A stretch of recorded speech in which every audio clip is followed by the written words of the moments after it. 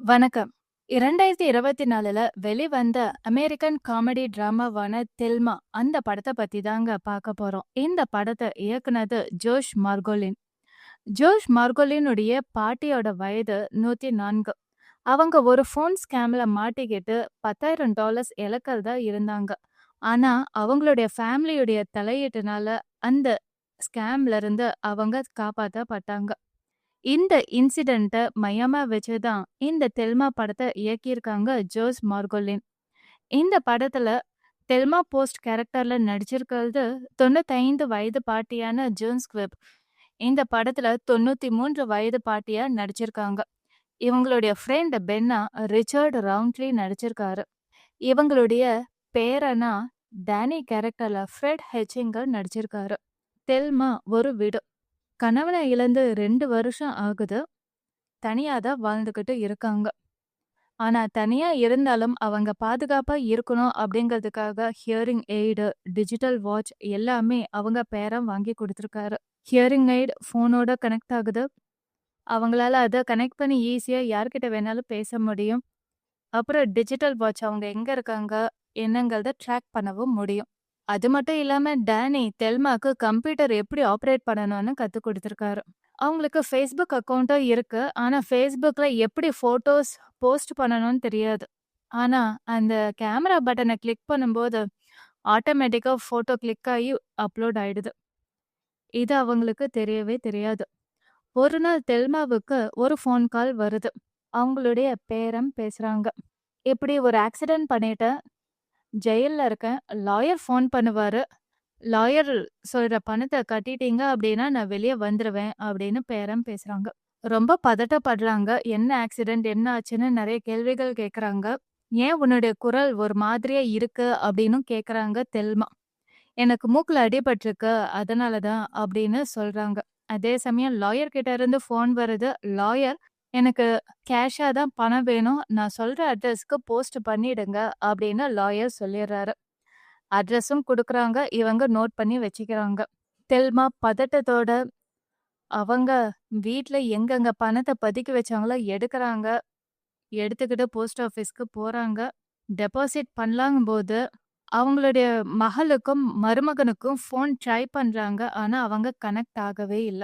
அவங்க போஸ்ட் பாக்ஸ்ல போட்ட வேட்டி தான் இவங்க ஃபோன் கால பார்த்துட்டு கூப்பட்றாங்க. நடந்தத சொல்றாங்க.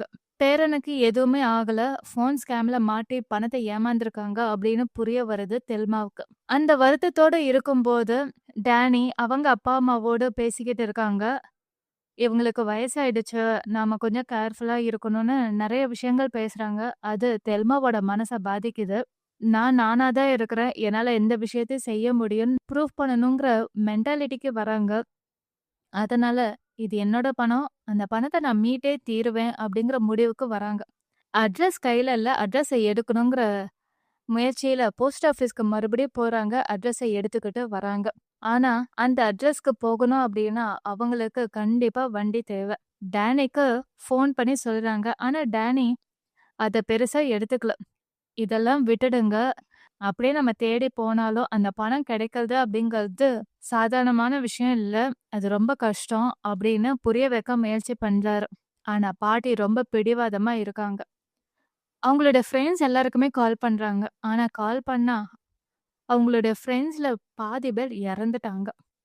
அது அவங்களுக்கு ஒரு இடத்துல வலிய குடுத்தாலுமே, அவங்களுடைய இன்னொரு ஃப்ரெண்ட் பென்ன பத்தி அவங்களுக்கு நினைவு வருது. டேனிய கூப்பிடுறாங்க. அவங்கள அழைச்சுக்கிட்டு ஹோம்க்கு போறாங்க. அங்க ஹோம்ல இருக்க பென்ன மீட் பண்றாங்க. வண்டிய எடுக்குறாங்க. பென் தடுக்குறாரு. இதெல்லாம் வேண்டாம் ரிஸ்க்குன்னு. ஃபேமிலில இருக்கிறவங்கலாம் பயப்படுவாங்கன்னு. ஆனா, அவங்க பிடிவாதமா இருந்தாங்க. பென்னும் அவங்களுக்கு துணையா போறாரு.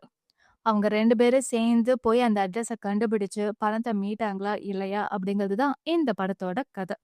ரொம்ப சுவாரஸ்யமா, காமெடி கலந்த படம். பார்த்து என்ஜாய் பண்ணுங்க. சமீப காலமாவே ஃபோன் ஸ்கேம் அதிகமாயிக்கிட்டே இருக்குன்னு சொல்லலாம். முக்கியமா பெரியவங்கள டார்கெட் பண்ணியும் ஒரு பக்கம் நடந்துகிட்டு தான் இருக்கு. ஓடிபி கேட்பாங்க. கியூஆர் கோட ஸ்கேன் பண்ண சொல்வாங்க.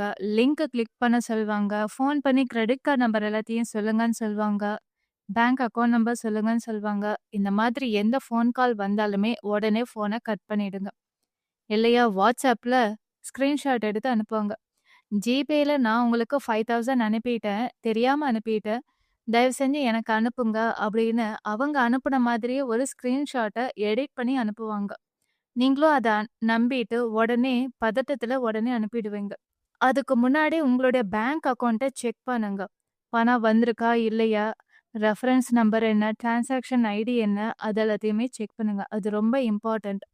முக்கியமா பேங்க்லேருந்து யாருமே உங்களுக்கு ஃபோன் பண்ணி ஓடிபியோ, பேங்க் அக்கவுண்ட் நம்பரோ யாருமே கேட்க மாட்டாங்க. அப்படி அவங்க கேட்குறாங்க அப்படின்னா, அவங்க ஸ்கேமர்ஸ் மட்டும் தான். அப்புறம் உங்களுக்கு வர ஃபோன் கால்ஸ் உங்கள பயமுறுத்துற மாதிரி பேசுறாங்க.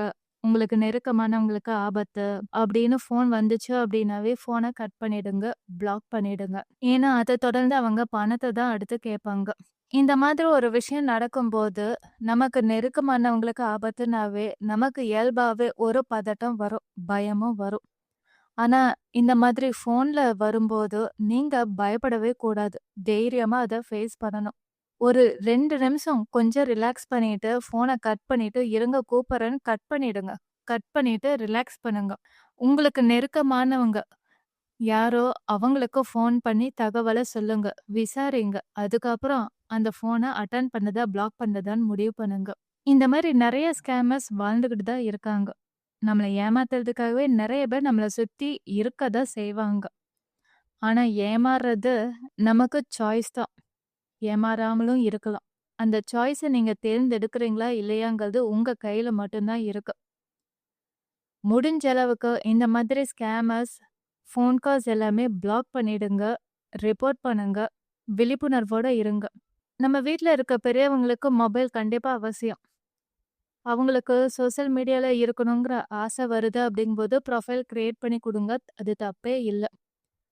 ஆனா, அதுல நீங்க குடுக்கக்கூடிய ஃபோன் நம்பர்ஸ், அப்புறம் இமெயில் ஐடி எல்லாமே உங்களுடையதா இருக்கட்டும். உங்க கட்டுப்பாட்டுல இருக்கட்டும்.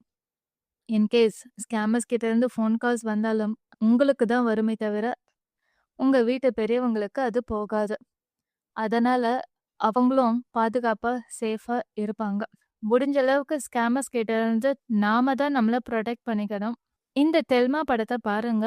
அந்த ஃபோன் ஸ்கேமர் கிட்ட இருந்து அந்த பாட்டி எப்படி பணத்த மீட்க போராடுனாங்க அப்படிங்கிறது சுவாரஸ்யமா எடுத்திருக்காங்க. நம்மளால ஏமாந்த பிறகு பணத்த மீட்கிறதுக்காக போராட முடியாது. அது ரொம்ப கஷ்டம் தான். ஆனா ஏமாறாம இருக்கிறது ரொம்ப சுலபமான விஷயம். அது நம்ம கையில மட்டும் தான் இருக்கு. Thank you.